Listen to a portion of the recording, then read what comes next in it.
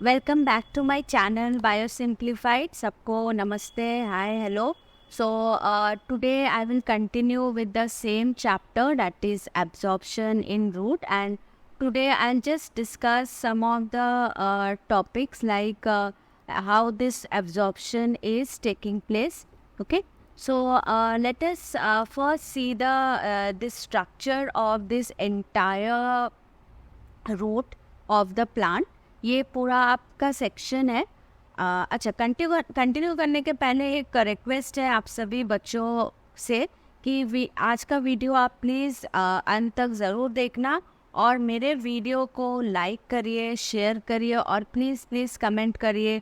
Like भी बहुत कम आ रहा है और व्यूज़ भी थोड़ा कम हो गया है, तो मैं सभी से रिक्वेस्ट करना चाहती हूँ कि मेरे वीडियो को प्लीज़ आप लाइक करिए. जितना ज़्यादा लाइक करेंगे तो ये और थोड़ा स्प्रेड होगा.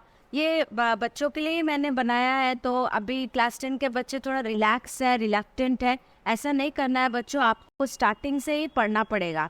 तो चैप्टर को रिवाइज करके आप ज़रूर मेरा वीडियो देखिए ताकि आपको कॉन्सेप्ट क्लियर हो जाए. आप सोचेंगे कि एग्ज़ाम के 2 दिन पहले आप पढ़ेंगे और वीडियो देख के सब कुछ समझ जाएंगे, ऐसा नहीं होगा. आपको शुरू से पढ़ते रहना पड़ेगा बार बार, तभी जाके आपको एक प्रॉपर अच्छा स्कोर आप कर पाओगे बायोलॉजी में.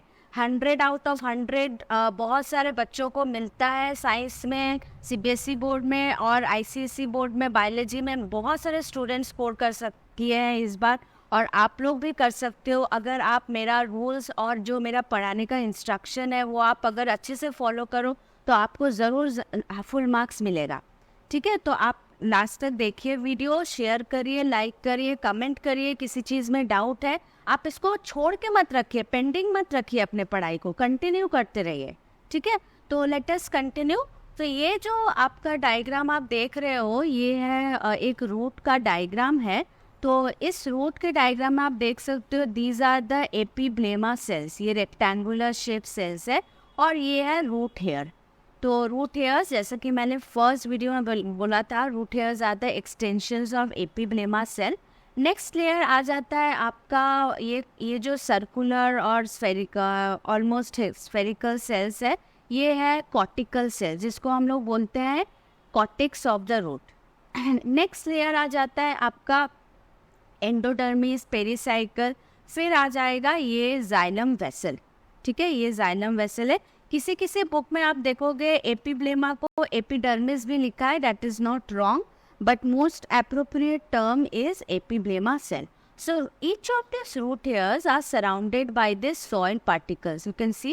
और जो soil particle है ना, एक thin film होता है water का, उसके ऊपर cover करके रखता है.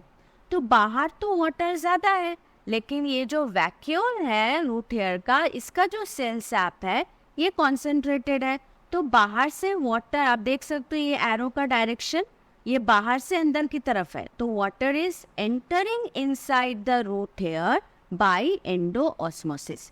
तो जैसे ही रूट हेयर में वाटर एंटर करेगा ये टर्जिड हो जाएगा, पर अभी भी नेबरिंग जो कॉर्टिकल सेल्स है ये फ्लैसिड स्टेट में है. तो इसका जो सेल सैप है कॉन्सेंट्रेटेड हो गया, इसका सेल सैप हाइपोटोनिक हो गया. अब यहाँ से रूट हेयर से सीधा घुस जाएगा कॉर्टिकल सेल्स में वाटर. तो इस तरह से क्या हो रहा है कि एक सेल से दूसरे सेल में वाटर मूव कर रहा है due to alternate turgidity and flaccidity. ये अगर टर्जिड हो जा रहा है तो ये स्टिल फ्लैसिड है, फिर वाटर इस सेल से इस सेल में जा रहा है, फिर यहाँ से यहाँ जा रहा है. तो इस तरह से एक सेल के बाद दूसरे सेल में ऑस्मोसिस हो रहा है, which is known as cell to cell osmosis. Okay, so finally it reaches xylem vessel. तो ये जब वाटर मूव कर रहा है ना from one cell to another cell, one more pressure is develop inside the root and that pressure is known as root pressure. So root pressure is the pressure develop inside the root due to continuous inflow of water from one cell to another cell. तो ये जो root pressure है ये water पे pressure देगा, exert करेगा, push करेगा, और वाटर जाइलम वेसल्स के थ्रू ये ऊपर की तरफ जाएगा, which is known as ascent of sap. What is ascent of sap? movement of cell sap, that is water and minerals, in upward direction through xylem. Next slide में आ जाते हैं. यहाँ पे एक सिंपल सा एक्सपेरिमेंट मैंने दिखाया हुआ है. आपको 2 टेस्ट ट्यूब्स लेना है, P एंड Q. दोनों ही टेस्ट ट्यूब में आपको सेम वॉल्यूम वाटर लेके रखना है और थोड़ा सा ऑयल ऐड करना है so that it covers the surface of the water. Then just insert one plant, rooted plant को इंसर्ट करके रखा है. And this setup is kept for 24 to 48 hours, right? So after 48 hours, it is observed that the level of water in test tube P decreases, but level of water in test tube Q remains same. यहाँ पे कोई change नहीं हुआ, यहाँ पे water का level कम हो गया. क्यों कम हुआ, कारण क्या है? फर्स्ट क्वेश्चन तो ये है. दूसरा क्वेश्चन, वाटर ऑयल क्यों ऐड किया, राइट? सो पहला क्वेश्चन का आंसर ये है कि ये जो रूट है, रूट तो वाटर एब्जॉर्ब कर रहा है कंटिन्यूअसली, इसके कारण वाटर लेवल डिक्रीज हो गया. बट इस टेस्ट ट्यूब में तो कोई प्लांट नहीं है, no root is there, no plant is there, so no absorption is taking place, so water level remains same. Oil क्यों ऐड किया? ऑयल इसलिए ऐड किया to prevent the evaporation of water and to ensure that water level decreases only due to absorption, not by evaporation. ठीक है, तो हमको ये मतलब हम एकदम श्योर हो गए कि वाटर जो है वो इवेपोरेशन के कारण नहीं कम हुआ है, वो सिर्फ एब्जॉर्प्शन के कारण कम हुआ और वो एब्जॉर्प्शन हो रहा है प्लांट के थ्रू. सो ये हो गया एक्सपेरिमेंटल सेटअप, ये हो गया कंट्रोल सेटअप, जिससे आप रिजल्ट और ऑब्जर्वेशन को कंपेयर कर सकते हो. नेक्स्ट एक्सपेरिमेंट में आ जाते हैं. Experiment number 4 I have marked here. So यहाँ पे क्या किया है, कुछ प्लांट्स को कलर्ड वाटर में डाल के रखा. ठीक है, कलर्ड वाटर है ये, डाल के रखा.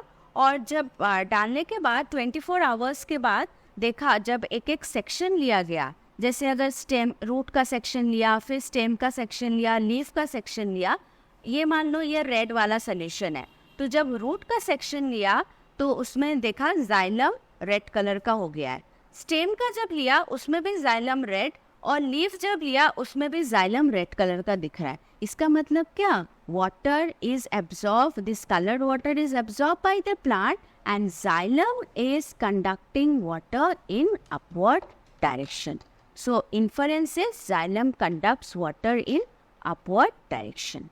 Another experiment that you will study is known as girdling experiment. What happens in girdling experiment?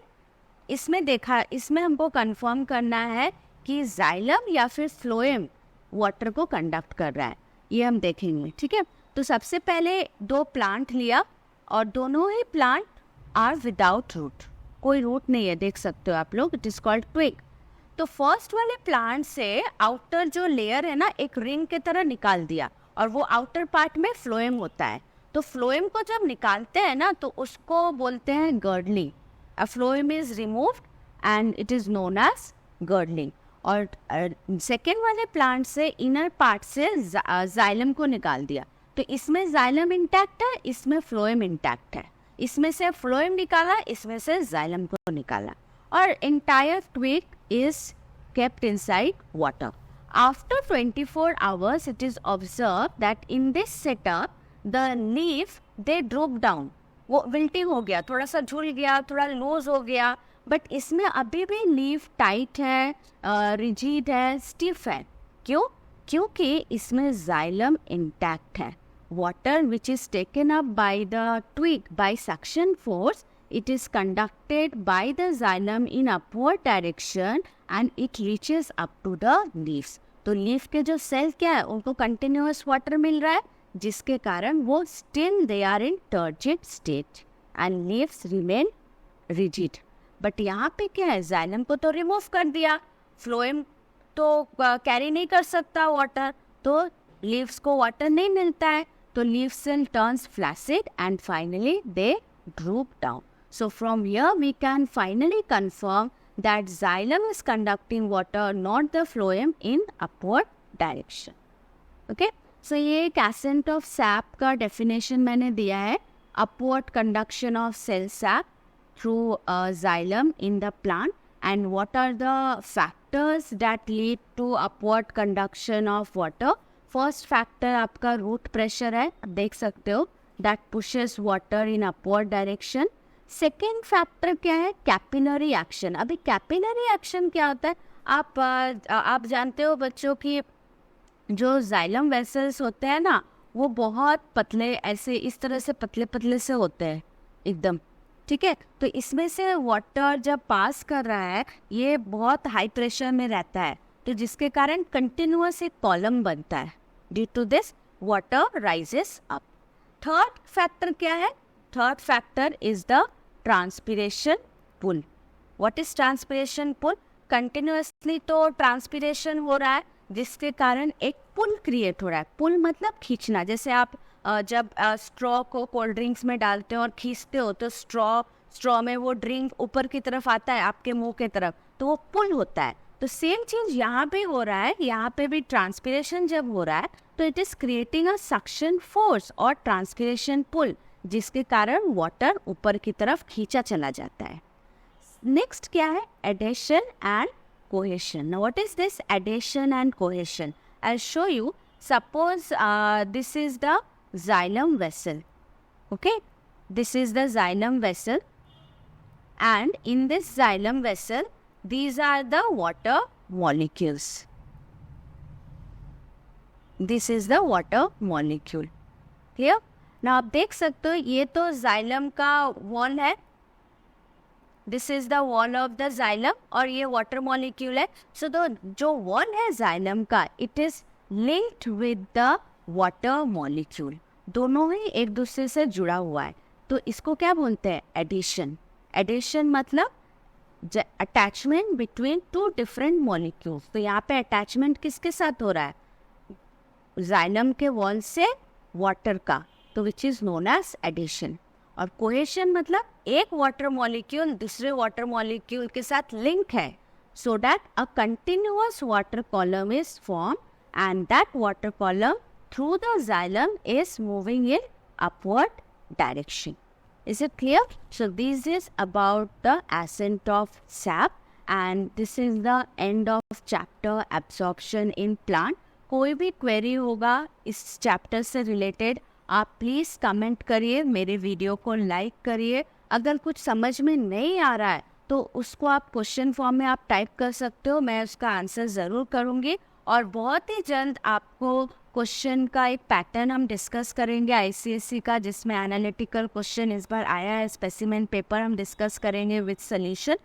आप मेरे चैनल को प्लीज़ सब्सक्राइब करिएगा, सारे इन्फॉर्मेशन आपको मिलेंगे. So thank you so much बच्चों, बाय.